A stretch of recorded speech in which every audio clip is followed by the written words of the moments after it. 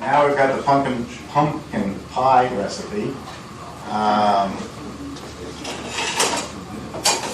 going to need some help on this. Who wants to come up and help? Come on up, Carl. Now I'm not going to say Carl's a ringer, but Carl has an Italian ice business in New York, has for many years, and much to my pleasant surprise, my grandfather would be very pleased. He named his son Emery. And spells it E-M-E-R-Y, Yes. the same way we do. Very unique name. Everybody often thinks that Emery was two people, Emery and Thompson. But no, we were never a law firm. It's Emery Thompson. That was his name. Let me get you a mic, and we'll hook you up. So just clip that onto the top of your shirt. It's going to, up there, it's going to pick up all sound. And just put that in your pocket, and you're good to go. Steve, you left out that he did it after your, is it your dad or your grandpa? Grandpa. And your grandpa? Yeah. Because this was his dream all those years ago. 17 years old. Yes. I was only 17 years old. 17 years old, wow. And how long have you been in business? No, I just started. But I had training 17 years ago. I never could, And you said how many years you've been trying to get down here? 2 years at least. Can you believe that? Jeff was so booked up, it took him 3 years to get here. Okay, if you'll go get the pumpkin puree and the can opener and open up the cans there. Wonderful. Hi, welcome. That's quite all right. As questions arise, just raise your hand. We want to catch them right away. I don't want it to delay, so if you have a question about anything, please just raise your hand and I'll do my best. We just finished making some blueberry cream ice. Would you like to try that?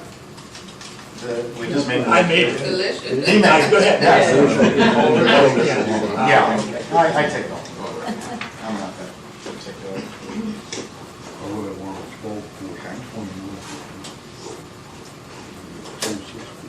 All right, that's one. So we're using, again, I changed the title of these. I've been doing these now for 4 years. I changed the title from Lunch with the President because the President of the United States just wouldn't accept the invitation to lunch. And I've changed it to Make It Fresh. Make It Fresh because I buy the vast majority of my ingredients right from the supermarket. We had to open all the rest of the cans. Oh, You're slipping there, Carl. And, it's probably better because I am totally apolitical. I have no anything about politics whatsoever. I can lean to the left, I can lean to the right. Just don't believe everything you see.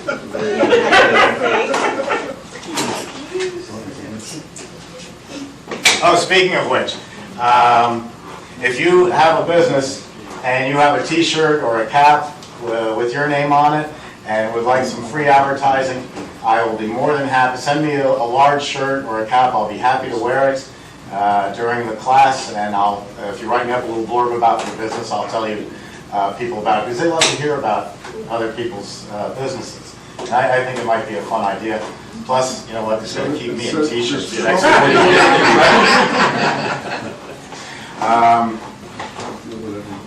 So I do wear these t-shirts around all the time. There's a great gentleman who owns Mad Maggie's ice cream up in Massachusetts, and I finally got to meet his wife, Maggie, a very lovely lady. The poor woman, a long-suffering woman. She has to go through life. Anytime she's introduced to anybody, they go, "Maggie, are you mad?" And she goes, "No, I'm not mad. I'm very happy." So we're going to have 24 ounces of brown sugar. I'll go do that. And we're going to actually turn these into pies, which is a great way to present it. And let's see, Jeff said on this one use 24 ounces of brown sugar. Right over there. And here's some hands, you can wipe your hands, and I also got on your pants a little bit. 24 ounces. I've got my scale. I'll measure this out.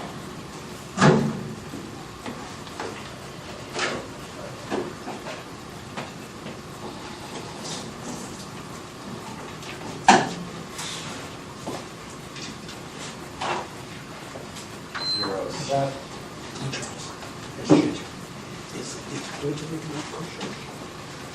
I wouldn't have thought of using the brown sugar. I think that's going to add a very interesting taste to it.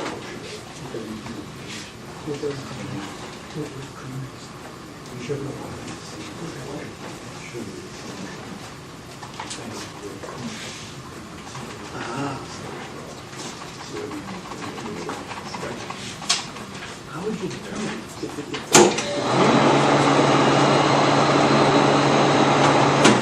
Okay. You've got that. You've got the cans. What else do we need? We need 5 quarts of ice cream mix, so I will do that here. I'm going to turn this over to you. Steve, where do you get the ice cream mix at? There are dairies all over the country that produce ice cream mix. Again, for the latecomers, it's a blend. Mix is a terrible term. It sounds like it's a powder. It's a blend of milk, cream, sugar, and skim milk. And rather than you do it yourself and have to become a dairy, because in the United States, if you go out to the supermarket and buy milk, cream, skim milk, and it's pasteurized, it's ready to drink, they want you to repasteurize it, federal government, which is a pain in the neck. So now you're becoming a dairy. I mean, it's doable. There's a wonderful place called Ample Hills in Brooklyn, New York, that I had to really eat crow on that one, because I told him, you're in Brooklyn, you can't become a dairy, you can't do this, it's impossible. Well, that was enough impetus to make sure that he got it done. And now he's one of the most famous ice cream parlors in the country. This is Ample Hills. Then again, you've got places that are equally as famous, like Byright Creamery in San Francisco. And Byright has a great cookbook out, too, of ice cream. And she buys her mix just like I do. My attitude is, I go to professionals. I don't run everything here. I know every job here because I started when I was 16 bending copper tubing. I know every job in the factory. But I'm not out there welding copper, brazing copper tubing. I'm not bending panels or doing refrigeration because I don't have the time. I can't do every job in my own business. I delegate out to professionals. To me, the people who make this at a dairy are professionals, and that's why I use them. Available anywhere in the country, but if not, I want to show you a product. Let's say you're in a country that does not have dairy. Well, guess who doesn't have dairy? Italy. Italy has beef cattle, but they don't have moo cows. And so they don't have a big source of dairy to make their gelato. So there's a company called Pre-Gel, and there's another one called Fabri, and they have the cows over on the Pampas in Argentina, and they milk the cows there, they spray dry it into a powder, send it to Bologna, Italy, where they put it up in packets and then ship it to the Port of Elizabeth. This is more world travel than I am. And then down to you, wherever you are, and you mix this with milk, and you've got a darn good ice cream. So it's very convenient. It's not ever going to be as good as fresh. When we have hurricanes here in Florida, in our cupboards, we keep a supply of food because we know a hurricane's coming. And one of the things we keep is powdered skim milk, carnation, non-fat dried milk. And it never gets opened unless there's a hurricane, the power goes out and you don't have milk. Because why would I use powdered milk when I can use fresh milk? But if you're in a location that doesn't have, if you're in a country that doesn't have fresh dairy, this is the way to go. You just take this, regular milk, and you're all set. Yes? You also had an Emery's product, too, that was a powder form. And I was curious as to how they compare cost-wise to the dairy mix. How they compare to the dairy mix, I don't know. I'll have to find out. Dairy mix is running right now at an all-time high, and it's flexible, it's fungible. Just like coffee, when coffee prices went up years ago, we started putting in chicory, and that drove the price down. The coffee prices, the dairy products are up right now because we sold all the futures contracts to the Chinese, and they are literally taking all our dairy products. And, you know, products are gonna go to where they can get the best price. Hopefully, they'll turn that around, because right now, this product is $10 a gallon. But each gallon makes 2 gallons of ice cream. So a gallon of vanilla ice cream costs $5. But that price will come down. But how it compares to the powder, I don't know, I'll have to do it, because the powder is only 8% fat. And this can be 10, 12, 14, or 16. If you'll go ahead and pour that in, make sure the gate's closed. It is. And Carl's pouring in the mix. So we've got the mix in there.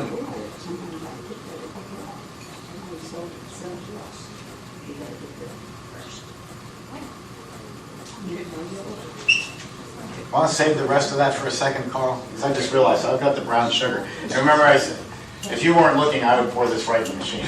But remember I said it's like sandpaper, so I don't want to do it. So I'm just going to dump it in here, the brown sugar, and dissolve it. Again, sugar dissolves very fast in cold liquids, and you don't need any special, you don't need bar sugar or confectioner's sugar. It'll dissolve up good enough. I'm just taking some of the edge off of that sugar because it's like sand.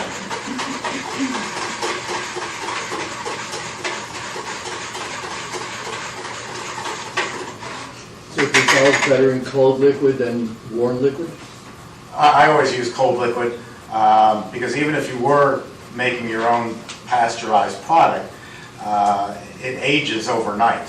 The flavor comes out better. So if you had a pasteurizer and you made all this dairy and it was coming down from 140 degrees, I'd want to use it tomorrow because the taste will be better tomorrow. So this is out of the refrigerator at about, my refrigerator is about 34 degrees. It's amazing how there's whole charts that you can see that if your home refrigerator is at 37, 36, 35, or 34, how the shelf life changes. A bottle of milk, a jug of milk at 37 degrees will last you about 10 days. At 34, it'll last 2.5 weeks, no matter what the expiration date is. So the colder you store your products without freezing them, the better it is. You can pour that in now. So just to check me, we've got the brown sugar in there, we've got the ice cream mix. We'll put in the, we'll get this start freezing because everything else I can add while it's going to save time. So we'll pour in the pumpkin next.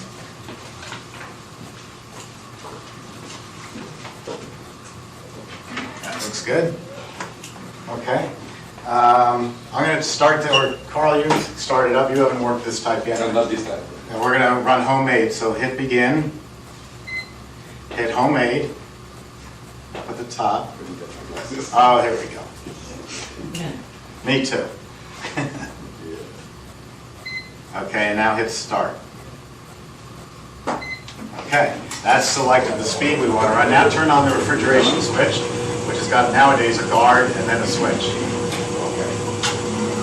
Okay, now we're freezing, and I'm going to set a clock because I'm going to get busy talking to you and forget things, so I'm going to just set this for about 7 minutes to remind me to get back. And then this is a little, can be messy, but try.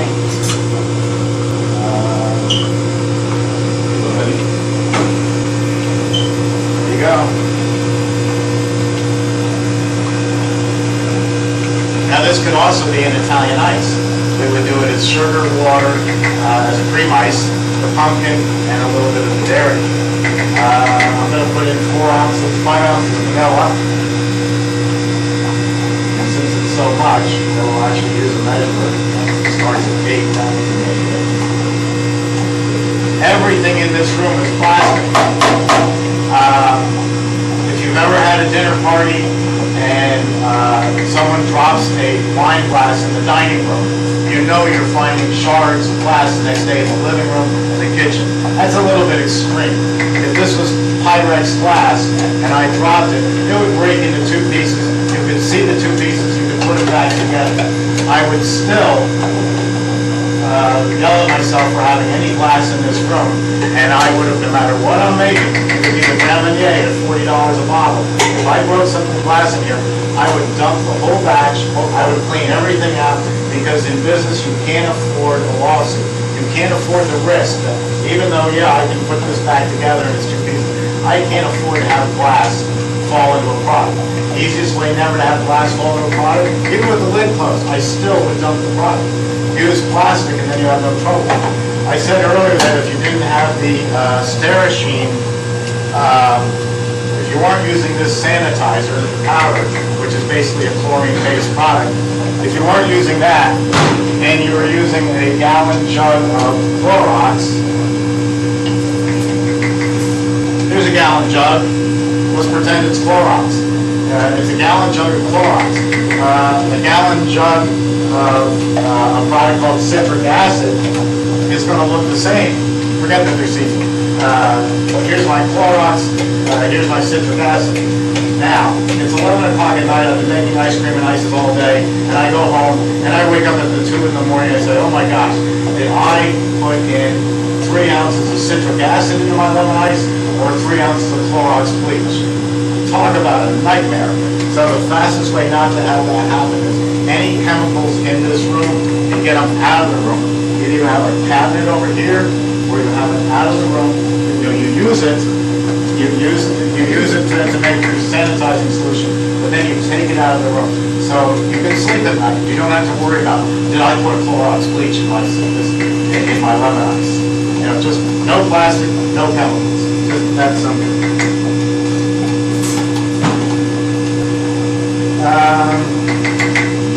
The vanilla, we still have to do the vanilla. You have to watch me because I leave things out. In fact, there's an ice cream called sweet cream ice cream. Ever seen that advertised? Sweet cream ice cream is, the guy was making ice cream at 11 o'clock at night, and his final product was vanilla, and he forgot to put the vanilla in. So rather than throw it away, he takes a chalkboard and makes a sign, special today, sweet cream ice cream. It's just the ice cream mix. And it tastes like vanilla. It's delicious. I know stores that it's the #1 selling product. And it all comes about because of an accident that you left out the vanilla. But you still sell it.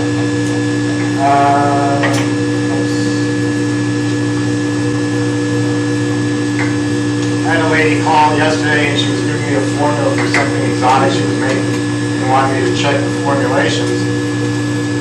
And I just knew that, I shouldn't say it. I knew that since she was from Northern California and she was making something exotic, that it was going to come back in milliliters and grams. And sure enough, it came back in milliliters and grams. I should have said, I'm sorry, ma'am, and I wrote it back. I said, I'm sorry, ma'am, but I failed that in high school. You know, milliliters and grams. I'm stuck on ounces and inches. In fact, I got pulled over by a cop and I said, oh, 88, huh? Really? I thought they'd change these signs over to kilometers. Still got arrested. Okay, the vanilla's going in. All that pumpkin, wow, you did a great job. Good. All right, now what do we want? We want the caramel. I'll start on that. That's over here.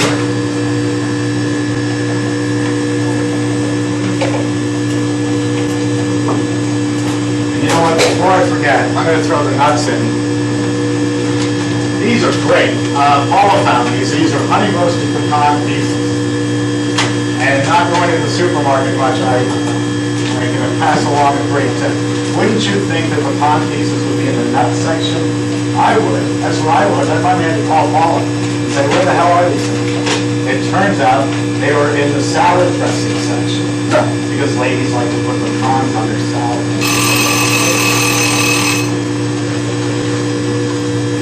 So we're just going to, you can't do this with any other machine.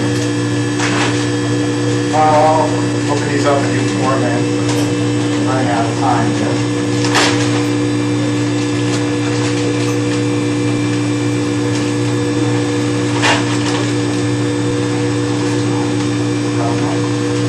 Yeah.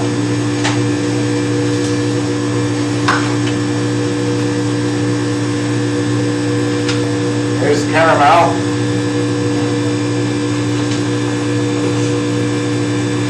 This is starting to look like a dentist's drain.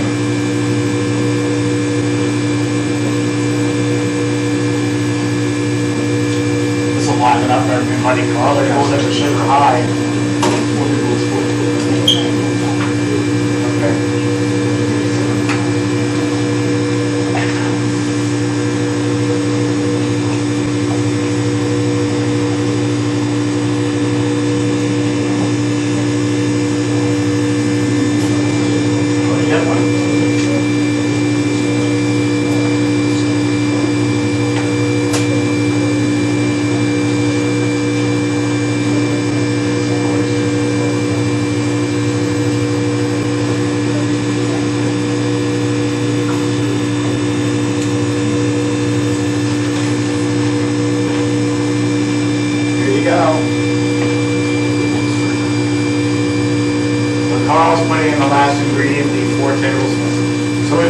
sugar, pumpkin puree, the ice cream blend, 5 ounces of vanilla, 12 ounces of caramel, 4 tablespoons of cinnamon, and 4 bags of pecan pieces.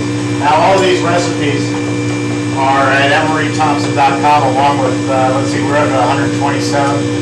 25, 30, now we're coming up on 131 hours of how-to videos at emerythompson.com. So you can see all this and how to do this and recreate it.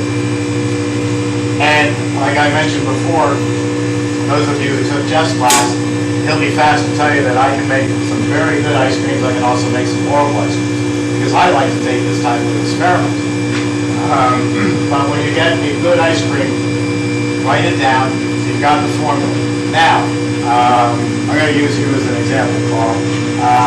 I go up to the owner of the store and I say, okay, owner, here's the ice cream maker. Owner, if the ice cream maker comes to you and says he broke the Emery Thompson, he dropped a spoon in it. Well, I'll show you something in a minute. He dropped a spoon in it. You say to the owner, you guarantee you're not going to fire Carl because it's just a machine. We can fix the machine, it's no big deal. But here's my recipe for pumpkin pie ice cream. Now, I want you to follow that exactly. Well, when the boss is gone, Carl says, you know what, it really needs 10 spoons of cinnamon instead of 5. I'm going to improve my ice cream for him. No, we can't change the formula because people out there remember what my pumpkin was last year, and I want it exactly the same unless I, the owner, change it. So that's really critical. Let's see what we look like.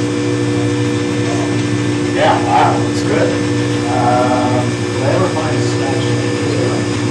Again, here's my spatula. I've got my sanitary water. Just dip it in there. I've got just a little bit of nuts. I'm going to push back down in there. Quite a flavor. It smells great. Does the machine have an internal regulating that typical freezing up the lock? Okay, the question is, does it have an internal freeze up to keep it from locking up? Not unless you really screw up badly. The infinite overrun control will hit a certain amount of voltage and then shut the whole machine down. And it usually happens. Rags on the blades? Yeah, it's nothing but an ammeter. Okay. I was building that in 1972, and then the company I said I wouldn't mention, Caprigiani, came along and called it the Hard-O-Matic, which was kind of an odd-sounding name. Now it's the Hard-O-Tronic, and all it is an ammeter measuring the load on the machine as the load goes up. The problem is their machines and all the other machines in the world that have that feature where, you know, they say, well, we're going to run it to a certain amperage. All right, vanilla's here. Strawberry might be here. Chocolate's going to be here. What good is a machine that always shuts down here? I want the manual approach that I can look at it. Just like my timer, as we discussed before, it's only a guideline for me to say, okay, I'm busy getting ready, and go back to this. One of my customers up in Chelmsford, Mass, Gary's Ice Cream. Gary's a professional curmudgeon, and he can find fault with everything. He's also one of the smartest people I know in ice cream. And he's got a sign out in front of his ice cream room that says, "Dear customer, we love you. We think you're great. Go away." And the reason is he's making ice cream in his ice cream room, and he should not be, and he knows I can't be on the phone. I can't be worrying about if you have enough change up in the cash register. My job is to make the product that we sell, and nothing else for the next, say, 3 hours. So it's critical that you adhere to that, because again, we want that consistency. Now, can you see that? Can we zoom in on this? Jack, we got it? Hello, Jack. Okay, let me know when you're ready. I'm sorry. All right, Steve, see how that cuts off, like a knife went through it? That product's ready. Steve, Yes. could you move to the left? Oh, okay. Oh, yeah, we're doing that camera over there. Oh, okay.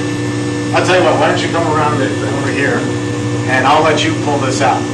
Turn off the refrigeration. You just close the blue cover, and then just open that gate, and stand to the side, so the camera can see how it floods out. That's an important thing about the Emery Thompson, is that it all comes out so fast. If you had it coming out slowly, like other machines do, I mean, it may look pretty, it's putting ribbons in it, but imagine you're broiling a steak. Keep going. You're broiling a steak, and that steak's medium rare. But it takes you 5 minutes to get the steak out of the machine. The last few slices of steak out of the oven are going to be well done. So the faster we can pull it out, the better we are.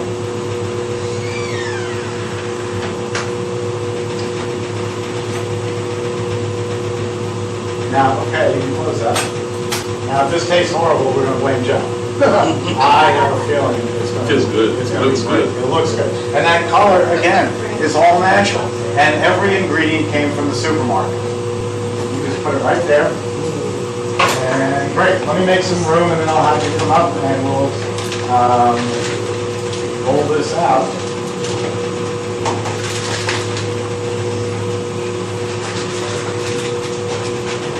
So that was a rather complex formula. Let me just turn that off. That was a complex formula, and yet you saw how simple it was. All we did was we followed a recipe.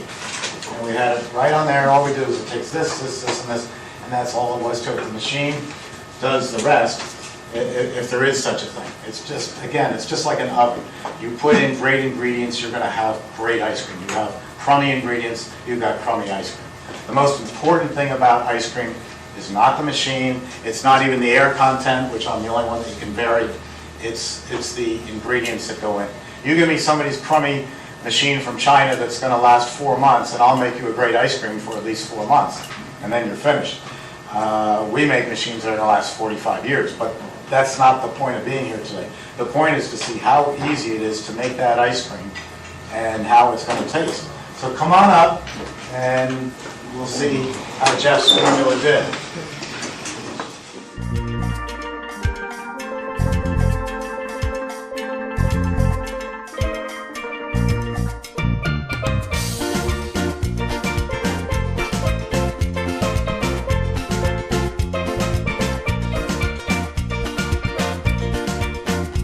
Sammy, come here, girl.